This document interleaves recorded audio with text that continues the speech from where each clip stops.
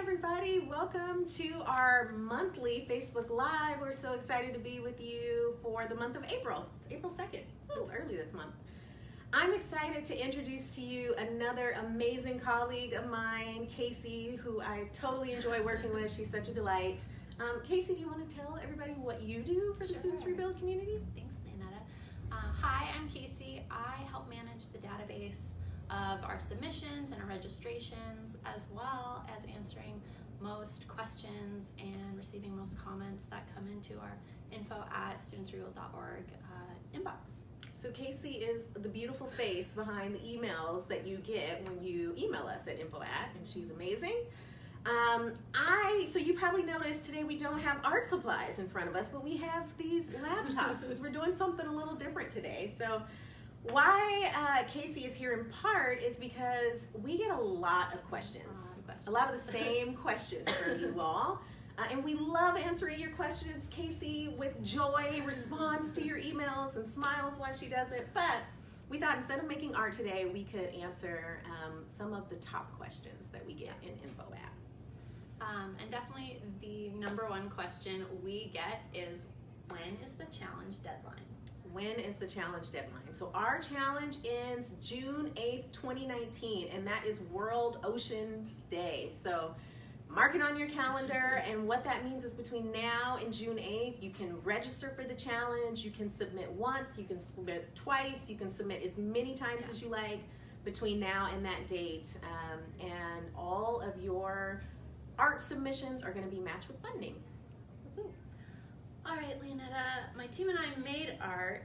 Now what? Yes, we do get this question a lot. What do? You've made all your cool art, and I just have to do a timeout and say we are seeing such amazing art. I know we're not showing you art today, we're not showing you how to make art, but I just want to redirect you all to our Facebook, our Instagram. We have a Facebook album, and you can see some of the amazing art that teams are making, and it's everything. I think we saw some really amazing like ceramic fish come in. We've seen pillow textile fish, murals that are classroom murals and community murals. So just really amazing paintings. So we're loving the art. Go see the art. Okay, so you've made the art, the amazing art. Now what do? So submission starts online no matter what. So if you've made art, the first thing you need to do is go back to studentsrebuild.org, and you're going to click on submit, and you're going to put back in your same email address that you submitted with, and then you'll have two options of how to submit your art. You can submit your art digitally, so you can take a photo of it. You don't need to take a photo of each and every sea creature. You can put them all together and take a group photo. We want to make it easy for you all. And then you'll tell us how many young people, how many pieces of art, and you can upload the photo right there, and that's great. The second way that you can submit is actually by mailing us your art. And I know that's sometimes a step that's a little bit harder for teachers and team leaders, but it's really, we love seeing your art. We're going to our warehouse tomorrow where we receive all your art, and it's like Christmas morning. It's just joyous where we get to see all the great art that comes in. So what you do online, once you say that you're going to mail us your art, you'll be able to print a mailing slip, include it in your package, and that comes, and then it's pretty simple. You send it off to us. And please include that mailing slip. Yes. For me and my Casey database. really likes it when you include your mailing slip. It's really helpful for us. So Leonetta, can my team keep the art that we make? Yes, so probably if you didn't catch the digital submission, I will reiterate, you can keep your art. And so I know a lot of students and classrooms really fall in love with their art and want it to count towards the challenge, but want to hold on to it, maybe want to do something locally in their classroom. That's absolutely okay. We love for you to do that. When you send us your art though, we do something special with it, which I think might actually also be a commonly asked question. Yep. Which is actually the next question. What do you do with all the art you receive? Yeah, so we get hundreds of thousands of pieces of student-made art, if you can believe that, and we love and cherish each and every piece of it. It's amazing. It's beautiful to see. What we do with the art is each year we take that art and we try to do a larger installation. We work with artists and try to put it on display to continue to tell the story. We can't put every single piece of that art on display, but we choose a selection. And lately what we've been trying to do is trying to include at least one piece of art from every package that we receive. So if your team sends us a package, it is highly likely that a piece of your team's art will be in our final culminating display. Couple other exciting things that I will tell you about that. If you are not subscribed to our newsletter, please do that, because in our next newsletter, we are going to tell you exactly where the ocean art will be. And I just have to say, guys, it's pretty exciting. And we have an amazing artist that we are going to be working with, and so we're excited to tell you about both of those things in our upcoming newsletter. So information coming soon, so hold on for that. I also wanted to tell you, if you're curious about past art culminations and what we've done with the art in the past, we just released a really, really beautiful art book. And so if you go to studentsrebuild.org, on our About page, you can scroll down and then you can click on download the art book. And what you'll see in the art book is a really, really lovely compilation of all the art exhibitions that we've done over the years with all the student-made art. And so it's a really, really lovely like snapshot piece to see all of what we've done. So I encourage you to check that out as well. Yeah. One of our other pretty common questions we receive is about funding.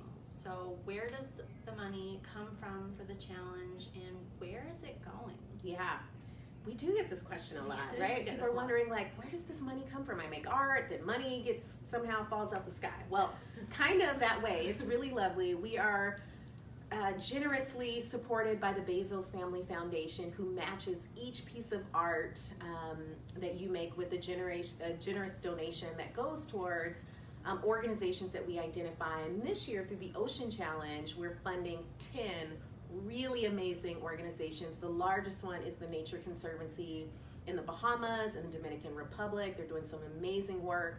And then there are 9 other smaller organizations that we're funding. And we've got some really great stories and content coming your way really, really soon from those organizations. And so you'll get to learn even more about them. But at any point during the challenge, you can go on our website, click on our map, and you can see little icons of fish. And if you click on those fish, you can see all 10 of those projects that are being funded, and you can learn about the young people in communities that are benefiting from the work that you're doing, making art in your classrooms. Literally all around the world, too. Yeah, all around the world. And our final question that we receive quite a bit is, how can I share the challenge with others? Yeah, this is a great question. So how you've created, you're excited about your artwork, you've maybe sent it and shared it with us, and we're posting it on social media or reposting things you've shared, but how else can you share with your community? Well, there's a couple of great ways. Some of them are really new this year, so we're excited to tell you about them. Check out our resources page, because there's downloadable resources, flyers, info sheets that you can share with other educators, other team leaders, other young people to learn about the project. But also this year, if you have registered, you have experienced the dashboard. And the dashboard is your personal portal for your team's art. And what you can do is you have a personal customizable team page that you can share. So on your dashboard, there's a link that you can copy and share, and it will show all the resources that you've saved for your team, any photos that you've uploaded. It'll share the progress that your team's made if you've submitted any items. It'll show how much money you've raised already. And it's a great way to share with leadership, with other colleagues, friends, parents, about the progress that your team is making. So it's a great way to get more people on board with the challenge and to share the good work that you're doing, because it's great and it's amazing and it's helping so many great organizations. So I think that's it. Is that Those pretty are much top covers questions. top questions. So we always want to let you guys know, if you guys have questions, this is the beautiful face and persona that answers your questions. You can always email us at info@studentsrebuild. Otherwise, we are excited to be back with you next month.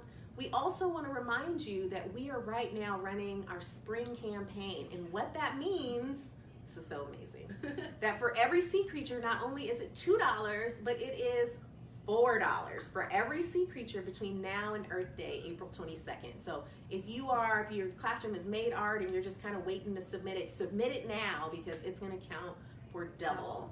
So we wanted to mention that.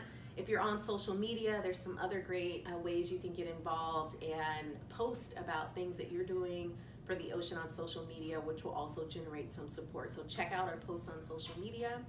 And I think those are our announcements for now. And so we're excited to be with you, and we will see you again next time. Bye. Bye.